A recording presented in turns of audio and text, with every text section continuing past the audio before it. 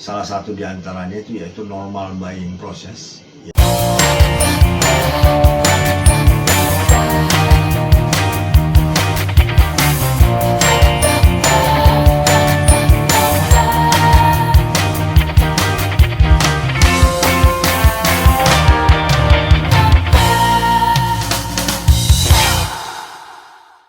Pagi, Assalamualaikum warahmatullahi wabarakatuh. Saya Iksan Ghaffar, kembali lagi dalam mengisi acara kita di B2B bisnis pada pagi hari ini. Jadi pada para praktisi maupun para mahasiswa yang saya hormati, jadi pada kesempatan yang baik ini, salah satu yang telah disebutkan ciri daripada atau karakteristik daripada B2B itu yaitu adalah dalam buying process, ya. Jadi step-step apa saja yang mereka harus lalui. Tapi sebelumnya perlu saya sampaikan bahwa dalam buying process itu sendiri itu ada beberapa macam ya penerapannya. Salah satu di antaranya itu yaitu normal buying process, ya. Kemudian ada yang disebut juga complex buying process. Kemudian untuk industrial manufacture ada juga buying processnya. Kemudian yang keempat itu kalau menyangkut masalah project, ya, baik project di swasta maupun di project pemerintahan, ada juga step-step dari buying process yang kita harus perhatikan. Jadi baiklah, pada kesempatan ini saya akan menyentuh yang normal dulu, yaitu yang kita sebut dengan normal buying process. Saya tidak begitu banyak definisinya, ya, definisi dari buying process, tapi apa yang dimaksud dengan buying process itu sendiri adalah suatu proses ataupun langkah-langkah yang akan diambil oleh pelanggan ketika mereka memerlukan sesuatu, baik itu barang, jasa maupun material ataupun apa saja, untuk mempermudah produksinya mereka, atau untuk mempermudah dalam output mereka, atau mempermudah dalam bisnis mereka. Jadi ada beberapa hal yang kita harus perhatikan di sana. Tapi yang namanya normal tentu ini merupakan suatu langkah-langkah yang sudah direncanakan sebelumnya. Nah, normal buying process itu yang pertama itu adalah kita mengidentifikasi problem apa yang kita hadapi, atau sebenarnya sebelum melakukan pekerjaan itu mereka sudah tahu bahwa ini akan menjadi suatu masalah bila mana tidak ada dalam rangkaian produksi yang mereka sudah rencanakan, sehingga mereka berusaha untuk mengadakan secara normal aja sesuai dengan kebutuhan, artinya kebutuhan waktu maupun biaya yang telah direncanakan. Misalnya ada suatu perusahaan yang merencanakan suatu kebutuhan peralatan, misalnya IT, ya. Nah, mereka sudah tahu dari awal bahwa saya akan menggunakan peralatan ini kapan, saya akan melakukan proses ini kapan, proses buyingnya atau proses pembeliannya, dan kepada siapa yang saya harus sampaikan, dan berapa biayanya, dan lain-lain sebagainya. Nah, itu sudah direncanakan, ya. Jadi mereka sudah melakukan identifikasi terhadap problem yang akan timbul ataupun yang sedang terjadi. Nah, kemudian mereka akan melakukan yang namanya, yang kedua, tahap kedua itu namanya yang mereka namakan mencoba mencari informasi, ya, pencarian informasi yang betul sesuai dengan apa yang mereka perlukan. Ya, jadi informasi itu ya tentu menyangkut barang, ya, di mana tempat itu barang, apakah harus impor, apakah punya lokal agent atau distributor yang ada di Indonesia, ataupun mungkin ada referensi yang pernah mereka terima, ada rekomendasi. Nah, semua itu mereka mencari, ya, informasi yang seperti itu. Kemudian setelah mereka dapatkan ada beberapa calon, ya, mereka coba untuk memfilter. Jadi bisa saja calon itu lebih daripada 5, ya, tapi sesuai dengan aturan perusahaan itu sendiri, kadang mereka hanya mengizinkan, ya, mengerucut ke 3 atau 4. Nah, dari situlah mereka coba untuk mengevaluasi kembali.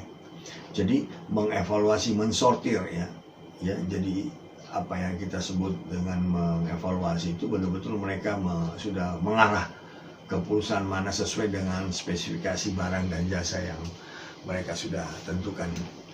Nah, ketika mereka sudah melakukan yang namanya sortir, mereka akan hanya fokus kepada 3 atau 4 vendor saja atau supplier saja. Nah, di situ mereka akan coba melakukan apa yang namanya evaluasi, ya. Evaluasi, tentu evaluasi banyak yang mereka lakukan.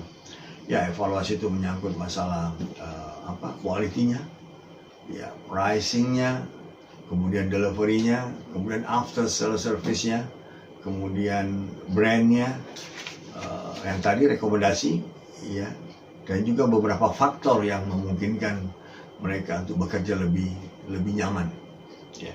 Jadi ketika mereka membutuhkan barang tersebut ataupun ketika mereka memakai barang tersebut, mereka sudah yakin bahwa barang itu akan memperlancar pekerjaan mereka sehari-hari. Nah, setelah evaluasi sudah mereka lakukan dan mungkin akan mereka pilih 1 atau mungkin tidak 1, ya, pada umumnya lebih dari 1, entah 1 atau entah 2 atau 3. Nah, mereka langsung melakukan yang namanya keputusan, ya, untuk membeli.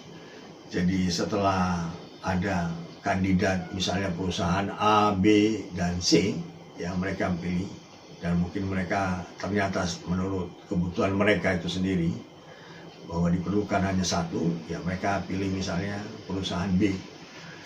Nah, mereka lebih mendalami lagi perusahaan B itu sendiri, ya, lebih mendalami dan sebelum mereka menentukan yang namanya pekerjaan negosiasi, mereka merekonfirmasi, jadi memastikan kembali bahwa betul apa yang mereka inginkan itu mereka akan dapatkan pada supplier B tadi, ya.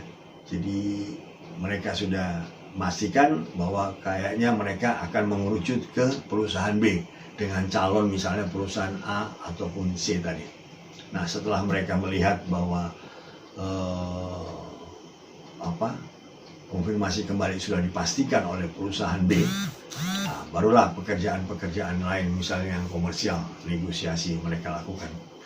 Nah, tentu dalam negosiasi juga mungkin ada beberapa cara, ya, bagaimana kita melakukan negosiasi di B2B. Nanti saya akan lanjutkan pada sesi-sesi berikutnya.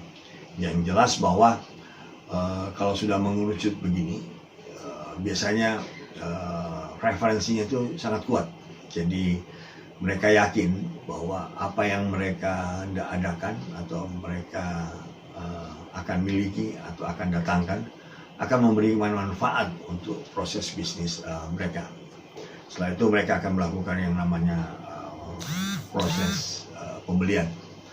Di proses pembelian pun saya kira banyak yang mereka harus lakukan, ya, dengan menyiapkan beberapa data atau menyiapkan beberapa dokumen sebagai kelengkapan administratif. Nah, tentu setelah dilakukan yang namanya proses pembelian, ya, mereka tinggal menunggu kedatangan sesuai dengan janji delivery time yang mereka telah dapatkan dari pihak vendor maupun pihak supplier. Setelah datang, mereka pakai. Nah, pekerjaan mereka ini sebenarnya masih ada satu tanda tanya. Jadi apakah barang dan jasa yang mereka telah datangkan dan sementara dipakai ini mendatangkan manfaat sesuai dengan janji yang telah disampaikan oleh pihak vendor ataupun supplier.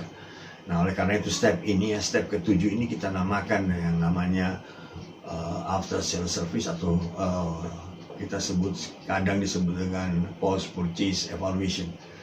Jadi ada evaluasi kembali, ya, betul sesuai nggak dengan harapan kita atau bahkan di atas harapan kita.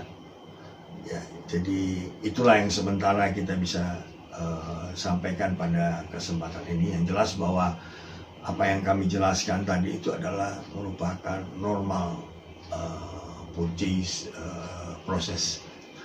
Jadi sangat normal. Jadi sudah boleh dikatakan sudah disiapkan dari awal dengan beberapa materi yang sudah direncanakan, spesifikasi barang, baik spesifikasi barang maupun jasa. Demikian yang kami bisa sampaikan pada kesempatan ini. Nanti kami akan coba menyampaikan kembali lagi misalnya bagaimana kalau kompleks purchase, ya, bagaimana kalau misalnya kompleks, jadi ada beberapa faktor yang lebih harus diperhatikan. Itu yang kita sebut dengan kompleks buying process. Nah, setelah itu ada juga ya step berikutnya yang kita sebut industrial atau manufacturing buying prosesnya bagaimana, agak complicated lagi, ya. Kemudian ada yang lebih ini lagi, yaitu yang disebut dengan project management atau project buying process. Nah, semua itu sebenarnya ada di project management. Oke, teman-teman praktisi dan adik-adik mahasiswa yang mendengarkan apa yang telah saya sampaikan ini, nanti akan saya sampaikan berikutnya. Mudah-mudahan apa yang saya sampaikan ini akan menjadi bahan dalam bekerja kita ataupun dalam mempelajari sesuatu. Demikian, terima kasih atas perhatiannya. Ikuti beberapa sesi yang berikutnya atau paket-paket berikutnya.